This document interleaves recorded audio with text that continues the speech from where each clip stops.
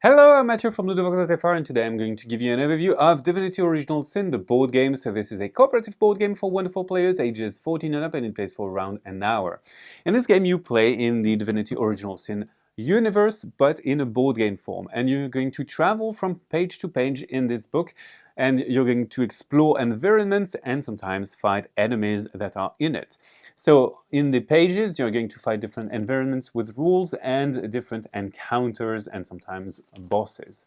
The way the game works is that you are a sorcerer, so you have the ability of magic, but this is illegal, so you get imprisoned with a source collar that prevents you from using it. And then you are in a hold, waiting to go to prison, and you're going to be in a torture chamber, and there's going to be a lackey, a darkened lackey, who is going to attack you. So that's the basic tutorial of the game, and I'm going to show you how it works. So now every character has a board, and you have your origin here, and you also have your equipment, and you have some skills and a stamina bar. You also have life, and finally some talents that allow you to do something else.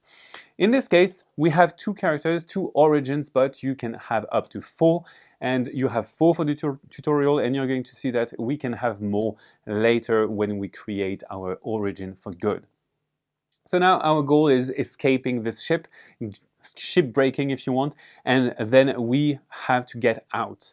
However, in Divinity Original Sin, the board game, you play as rounds, either combat rounds if there is an enemy, this is the case here, or explore or rest rounds if there are no enemies around.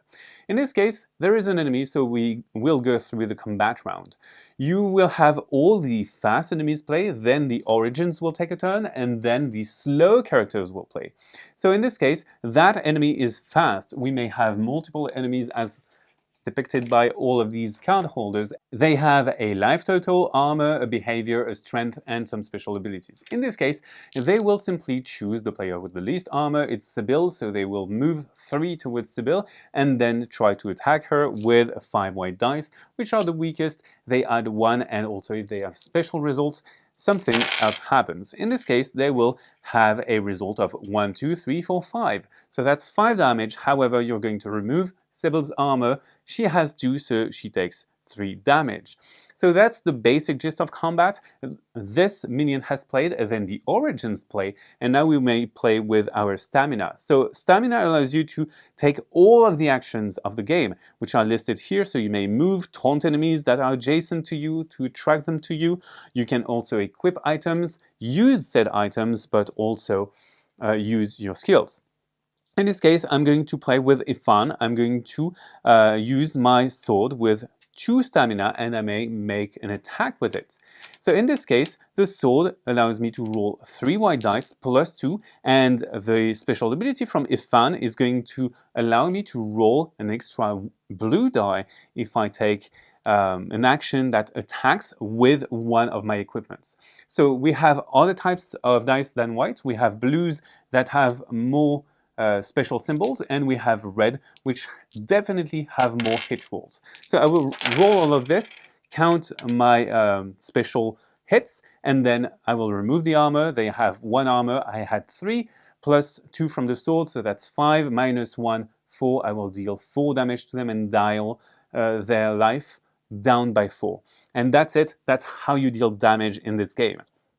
Obviously, we need to reduce that minion's health to 0 to win the combat, but sometimes you might have multiple minions. We also have skills, and those skills are going to have different abilities. So for example, I can play this attack, which is Decaying Touch, and if I play it, I will place it in the 1 cooldown, and I will play it by spending 2 stamina, because that's its cost.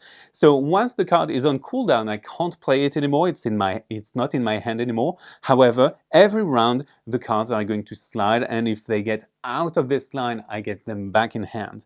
And then I will roll some dice, and that's another way to deal damage and also to inflict statuses. For example, Decaying Touch can inflict bleeding. So bleeding 2, I would take a bleeding card and place it in the 2 cooldown, and that would apply for that character for 2 rounds. So that character would bleed for 2 rounds. And the same goes for us, we can bleed as well.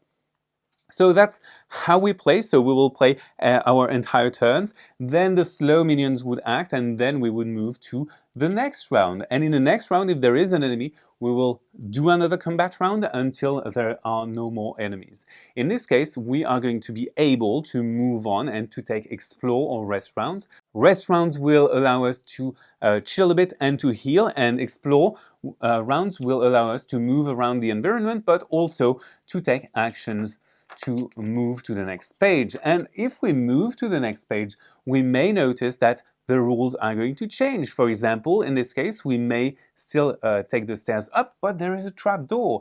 But to access it, we need a key. And will the key be in the ambush here or in the interrogation room? We don't know. We have to explore, and we will do so by simply visiting the locations and going to the guards that are there. And we may, in the interrogation room, find a prisoner, and we have to heal him. And in this case, we can use an item. For example, we can use a healing potion, or we can use a card, a skill card, that has the healing trait. And those traits are going to allow you to take special actions during exploration. So as the game goes, you're going to move to different locations and also to cutscenes. And these cutscenes are big story beats. Obviously, it is a good place to save your game. And every time you change location, you're going to be able to take the interlude. And during the interlude, you may level up, you may revive, you may also restore your source, and you may also spend money. Because during your travels, you're going to get money, except if you fail the scenario, you still progress, but you get no money. And if you have money, you can spend it to access to the merchant. And when you access the merchant, you get items, and you may spend gold to buy new items. And then once you finish the tutorial, you will have this story beat and this cutscene, and then you move to origin creation. And you have more than the 4 tutorial origins. You may choose from up to 10. So that's how the game goes. You move from page to page, and you discover new rules, new stuff, and new enemies as well. And sometimes you might even encounter a boss, in which case you're going to go to the boss book. And the boss book is going to give you different cards and different page spread, and sometimes you may even use miniatures to represent your bosses on the maps. So you're going to obey these rules, which are a bit different from the normal minion rules. There are expansions to Divinity Original Sin, the board game, such as miniature upgrade sets, which give you miniatures for the bosses notably, and then 3 expansions, Nightmare Dungeon, Nemesis, and Haunted Keep. Nightmare Dungeon allows you to generate random dungeons, and you can delve through them. Nemesis allows you to have a new type of skill, which is a demonology skill. However, taking such skills will have you sign a contract with someone you don't want to meet, and you may eventually meet. This will alter the story quite a bit. And you also have the Haunted Keep, which is a dungeon that you will go through after the main campaign.